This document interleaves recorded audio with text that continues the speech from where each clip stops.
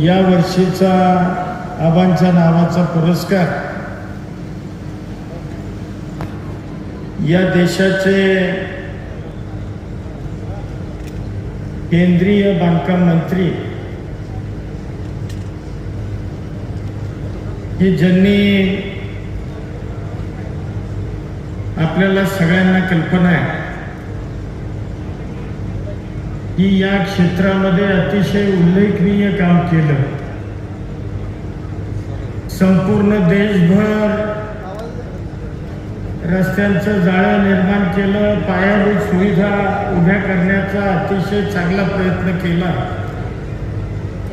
त्या आदरणीय गडकरी साहेबांना या वर्षीचा पुरस्कार आपण जाहीर केला. आणि आज त्यांच्या आणि आजचा कार्यक्रम ज्यांच्या शुभ हस्ते होणार होता ते रामराजे असतील, शिंदे साहेब असतील आणि अनेक मान्यवरांच्या हस्ते हा कार्यक्रम आपण आज ठेवला होता. परंतु काही तांत्रिक अडचण आपल्याला आज झाली. कारण गडकरी साहेबांनी सुरुवातीला आपल्याला सकाळी 11ची वेळ दिली आणि ज्या वेळेला कार्यक्रमाची 11 वाजताची वेळ आपल्याला आजच्या दिवशीची दिली होती त्यावेळेला काही पश्चिम बंगालच्या मुख्यमंत्र्यांच्या शपथविधीची तारीख ठरली नव्हती. परंतु गेल्या 3 दिवसापूर्वीच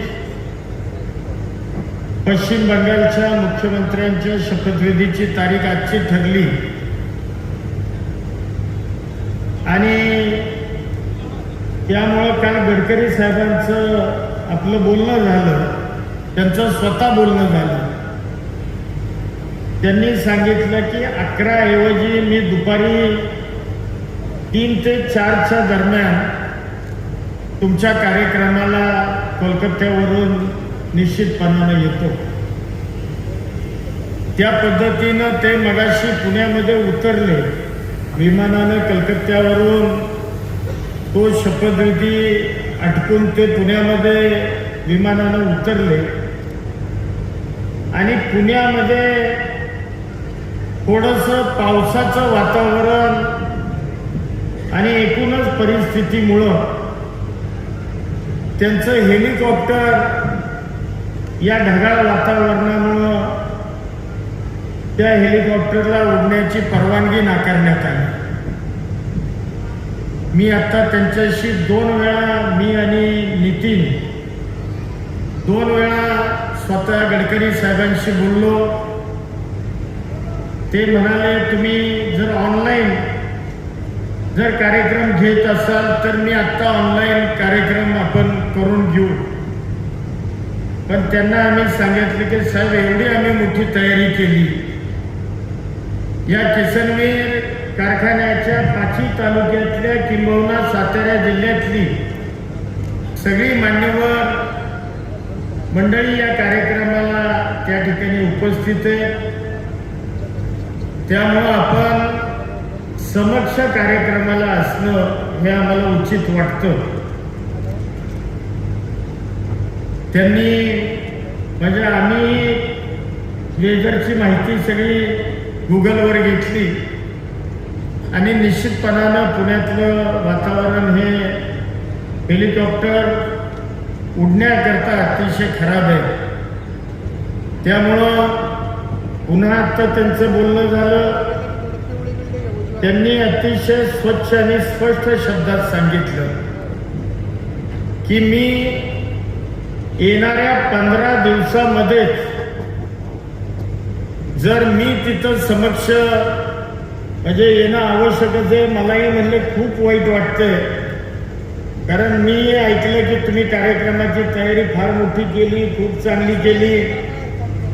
आणि मग त्यांनी आत्ता मला फोनवर स्पष्टपणाने शब्द दिला की येणाऱ्या 15 दिवसामध्ये मी तुम्हाला पुन्हा पुढची तारीख देतो आणि हा जो आबांच्या नावानं दिला जाणारा हा पुरस्कार या कार्यक्रमाला मी निश्चितपणानं उपस्थित राहतो.